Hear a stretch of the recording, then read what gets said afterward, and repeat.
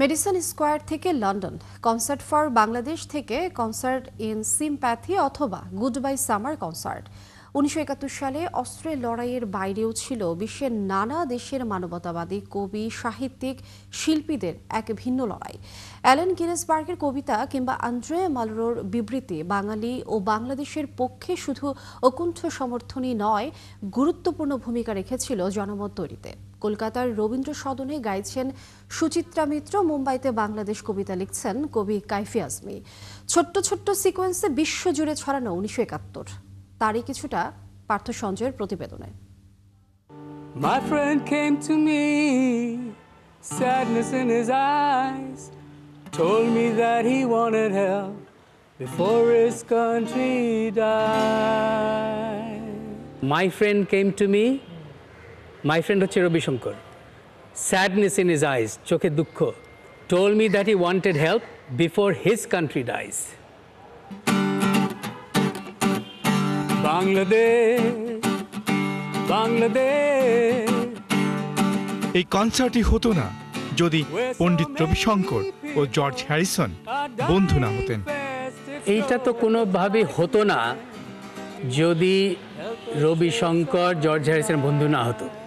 বিটলসদের সাথে এই রবি শঙ্কর এবং ইন্ডিয়ান মিস্টিসিজম, যোগা, এইটার কিন্তু 1960s, mid-60s শুরু হয় এবং বিটলসরা কিন্তু মহারিষি যোগীর আশ্রমে কয়েক মাস কাটায় ইন্ডিয়াতে। সেখান থেকেই কিন্তু আসল বন্ধুত্ব ছিল রবি শঙ্কর আর জর্জ হ্যারিসনের মধ্যে। পণ্ডিত রবি শঙ্করের বাংলা ধুনে যার শুরু, জর্জ হ্যারিসনের বাংলাদেশে যার সমাপ্তি। মাঝে মঞ্চ মাতালেন Ringo Starr, Eric Clapton, Leon Russell, Billy প্রেস্টনরা। শেষ মুহূর্তে এলেন বব ডিলান। 1971-এর 1 আগস্ট নিউ ইয়র্কের মেডিসন স্কোয়ারে সেতার আর গিটারে সুর নয়, ভেসে এসেছিল কোনো অজানা শরণার্থী শিবির থেকে যেন শিশুর কান্না। থমকে যাওয়া গিটার যেন বাংলাদেশের হৃদয়। গিটার থামিয়ে জর্জ হ্যারিসন বলে উঠলেন, বাংলাদেশের মানুষকে মুক্তি দিন। সেই কনসার্টের গেট ফি থেকে আয় হয়েছিল $2.5 লক্ষ মার্কিন।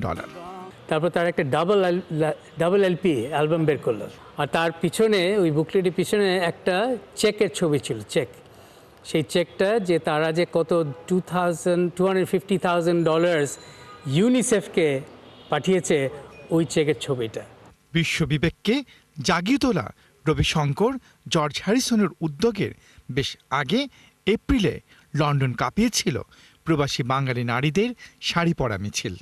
ঢাকায় পাকিস্তানি বাহিনীর গণহত্যার খবরে লন্ডনের রাস্তায় নেমে এসেছিল প্রায় 200 বাঙালি নারী শিশুদের নিয়ে। আর সেপ্টেম্বরের 18 তারিখে ফরাসি সাহিত্যিক অন্দ্রে মালরো তো সংবাদ মাধ্যমে বিবৃতি দিয়েই বলেছিলেন, বাংলাদেশের পক্ষে যুদ্ধে একটি ট্যাঙ্ক বাহিনীর নেতৃত্ব দেবেন তিনি।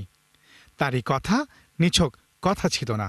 70 বছর বয়সে আন্তর্জাতিক ব্রিগেড গঠনের জন্য কাজও শুরু করেছিলেন তিনি। তখনকার যুবক বার্নার্ড হেনরি লেভি, তিনি তখন আন্দ্রে মালের সঙ্গে দেখা করলেন এবং বললেন যে ঠিক আছে, আর কেউ না হোক আমি যাব যুদ্ধে। তিনি এসে কিন্তু এই সাতক্ষীরা সীমান্ত অতিক্রম করে তিনি একটা মুক্তিযুদ্ধ দলের সঙ্গে তিনি যুক্ত হয়েছিলেন। বাংলাদেশের মুক্তি সংগ্রামের পক্ষে তহবিল সংগ্রহের লক্ষ্যে ওভাল ক্রিকেটের স্টেডিয়ামে হয়েছিল গুড বাই সামার কনসার্ট। লন্ডনের একটি থিয়েটার হলে অনুষ্ঠিত হয়েছিল কনসার্ট ইন সিম্প্যাথি। এবং সেখানে কিন্তু যারা ভয়েস দিলেন তাদের মধ্যে ছিলেন গ্লেন্ডা জ্যাকসন, অস্কার পেয়েছেন তিনি। সেখানে ভারতীয় শিল্পীরাও ছিলেন, রুমা গুহ ঠাকুরতা ছিলেন। বিট প্রজন্মের কবি অ্যালেন গিনেসবার্গ লিখলেন সেপ্টেম্বর অন যশোর রোড।